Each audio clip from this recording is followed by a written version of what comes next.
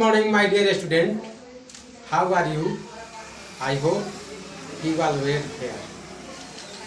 अब आ जाएं आप फिजिक्स की दुनिया में। आज मैं आपको फिजिक्स बताने जा रहा हूँ। आपने कभी भी किसी वस्तु को बेचा होगा या खरीदा होगा तो उसका द्रव्यमान में बेचते हैं या खरीदते हैं या भार में। आप बता सकते हैं कि किसी वस्तु का भार से आप बेचते हैं या किसी वस्तु का द्रव्यमान से आप बेचते हैं? कमेंट करके दीजिएगा। तो आपको इसके लिए जानना होगा कि द्रव्यमान क्या है और भार क्या है। द्रव्यमान किसी वस्तु में द्रव्य की मात्रा को द्रव्यमान कहते हैं। द्रव्यमान को आप कमानीदार तुला से नहीं बल्कि दंड तुला से तौलते हैं। द्रव्यमान एक अदिश राशि होती है और द्रव्यमान को किलोग्राम से बेचा जा सकता है, केजी से बेचा जा सकता है। अब आप बता सकते हैं कि आप किसी वस्तु से को किस चीज़ से बेचते हैं? आपका उत्तर होगा कि मैं किलोग्राम से बेचता हूँ। इसका मतलब आप द्रव्यमान से बेचते हैं ना? तब द्रव्यमान से बेचते हैं। तो भार क्या होता है?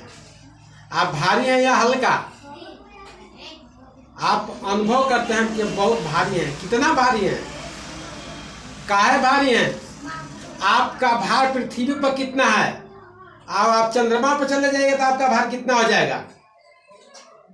इसको जानने के लिए दोस्तों आपको भार जानना होगा। भार एक बल है जिस बल से पृथ्वी किसी वस्तु को आकर्षित करती है, आपको भी आकर्षित करती है।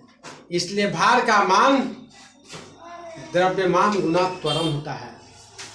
भार एक सदिश राशि है, एक निश्चित दिशा में जाती है, इसलिए भार एक सदिश राशि है। भार को कमानीदार तुला के द्वारा तौला जाता है। यही अंतर है द्रव्यमान और भार में।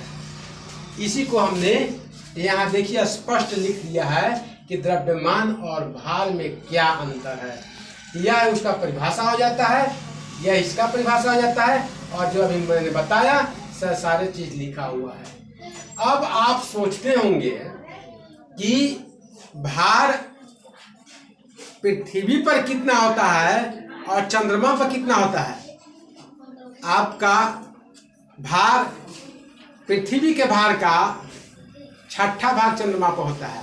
आप चंद्रमा पर जाएंगे तो बहुत आसानी से चलेंगे, बहुत आसानी से कूदेंगे। कहता है कि यदि आपका भार पृथ्वी पर 48 किलोग्राम है, अगर आपका भार पृथ्वी पर 48 किलोग्राम है तो चंद्रमा पर आपका भार कितना होगा?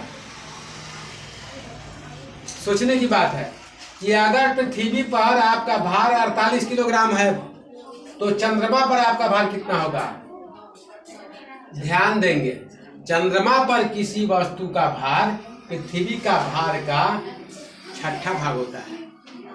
अब आप चूंकि गणित पढ़ते हैं, गणित में तो बहुत तेज होंगे, गणित पढ़ते हैं, लेकिन मेरा गणित आपके गणित से भी बहुत आसान है। हमने कहा कि 6ठा भाग हो जाता है।